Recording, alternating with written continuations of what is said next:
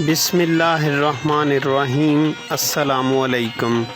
Asia की सबसे बड़ी ऊँटों की मंडी कैमल मंडी लग चुकी है। मेला दरबार हज़रत इनायत शाह बुखारी रहमतुल्लाह अलैह का उर्स मुबारक शुरू हो चुका है। जहां एशिया की सबसे बड़ी ऊँटों की मंडी लगती है वो लग चुकी है। आज आपको लाइव एशिया की सबसे बड़ी ऊँटों की मंडी दिखाएंगे। अभी शुरुआत है, आज पहला दिन है, फिर भी काफ़ी तादाद में ऊँट आ चुके हैं। मंडी लग चुकी है। शौकीन हज़रात देखने के लिए लाजमी आए।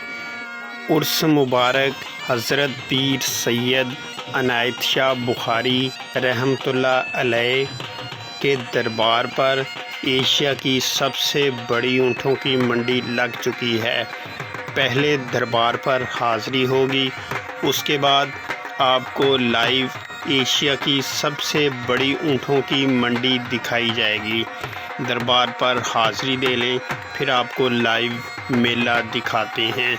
हज़रत पीर सैयद इनायत शाह बुखारी फ़तेहपुर से तकरीबन 7-8 किलोमीटर वाक़या, तहसील चौबारा, ज़िला लिया।